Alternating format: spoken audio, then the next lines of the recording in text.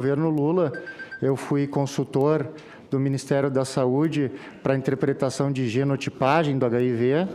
Também, durante o governo Lula, eu fiz um trabalho encomendado pela Organização Pan-Americana da Saúde em relação à prevenção de disseminação de bactérias resistentes aos antibióticos na comunidade.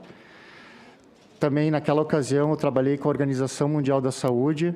Eu fui treinador, dava aula para médicos do Fundo Global contra a Tuberculose, que é uma mazela que, infelizmente, ainda afeta muitos de nós, porque nós, os infectologistas, temos as emergentes, as novas, e temos as reemergentes.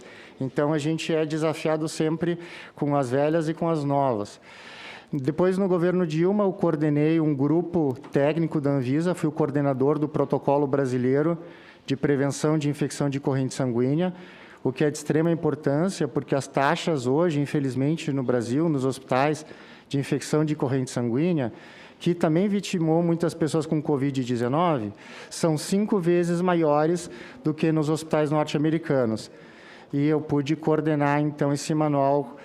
E agora, eu fui contratado como consultor do Ministério da Saúde via Organização Pan-Americana, fiquei pouco tempo, recebi uma quantia por isso na ocasião, foi até noticiado, por exemplo, pelo antagonista, que teriam sido R$30 mil, eu recebi R$10 mil em realidade, não sei onde é que ficaram esses outros 20 mil, e não tenho, no momento, nenhum conflito de interesse político nem econômico, então, para apresentar. Rapidamente, eu acho que a gente tem que seguir o que a gente chama de medicina baseada em evidências.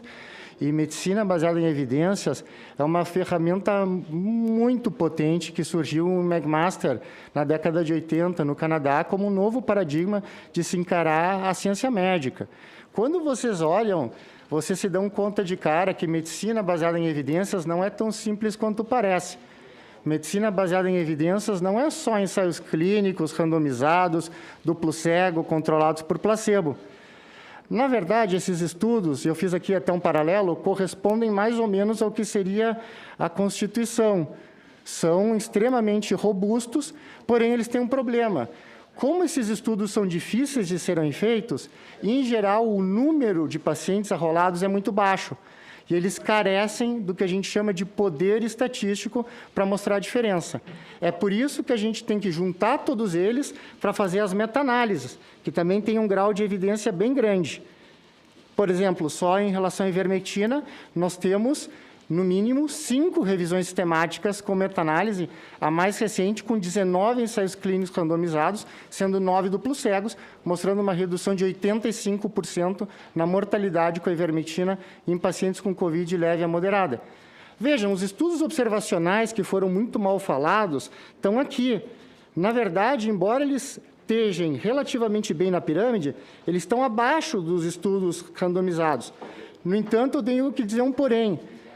Dizer que estudo observacional não serve não é baseado em evidência. De fato, tem pelo menos 2 estudos publicados na New England Journal of Medicine mostrando que os estudos observacionais, quando bem feitos, quando bem corrigidos, por eventuais discrepâncias entre os grupos, trazem a mesma resposta na mesma direção que os ensaios clínicos randomizados. Então, se você está numa pandemia, onde é muito difícil colocar o número suficiente de paciente nesses estudos aqui, você aceita esses aqui também. E aqui embaixo, eu queria mostrar para Vossas Excelências que há espaço sim para o que a Organização Mundial da Saúde falou, há espaço sim para o que a Sociedade Brasileira de Infectologia falou, há espaço para tudo isso. Esses argumentos de autoridade estão aqui, só que eles estão na base, porque as autoridades erram. E, infelizmente, isso pode acontecer. Por exemplo, se a gente for ver a Sociedade Brasileira de Infectologia, eles só foram recomendar corticoide recentemente. O estudo Recovery teve seus dados publicados em junho, diminuindo a mortalidade dos pacientes com Covid. Mesmo assim, agora, eles continuam recomendando doses baixas de corticoide. A gente sabe já de estudos comparativos com metilprednisolona que doses mais altas de metilprednisolona podem reduzir até pela metade a mortalidade e o risco de intubação do que a dexametasona no estudo Recovery.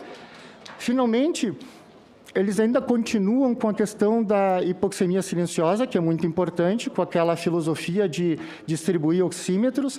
É uma política que deve ser encorajada, mas é só um pouquinho melhor do que o fica em casa até ter falta de ar.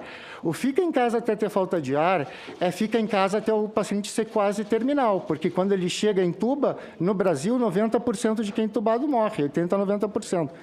A Sociedade Brasileira de Infectologia fez aquela política de distribuição de oxímetros para ficar em casa até cair o oxigênio do dedo. Acontece que a curva de queda do oxigênio no dedo tem um formato de S. Vocês lembram, Vossas Excelências, o Insano que tem em Fortaleza, que se desce de escorregador? Enquanto está lá em cima, a saturação está boa, mas rapidamente a saturação cai, como se a gente descesse o Insano. Existe terapia precoce. Corticoide inalatório agora foi incorporado pelo SUS inglês, pelo National Health Service. Por quê? Porque é barato e reduz em 91% o risco de internar com Covid. Não é recomendado por nenhuma autoridade. Então, em última instância, só para finalizar, quando a gente está com um paciente dentro da gente e na nossa frente, quem tem que dar satisfação para o familiar dele, se ele for mal, não é a Organização Mundial da Saúde, não é nenhuma sociedade, não é nenhum coletivo, é nós. E nós fazemos isso com base na nossa autonomia, na prescrição de medicações off-label, que nos é garantida pela nossa autarquia, pelo CFM.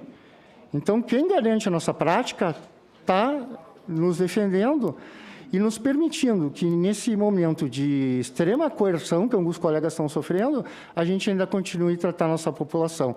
Muito obrigado pela oportunidade. Obrigado, doutor Ricardo Zimmermann.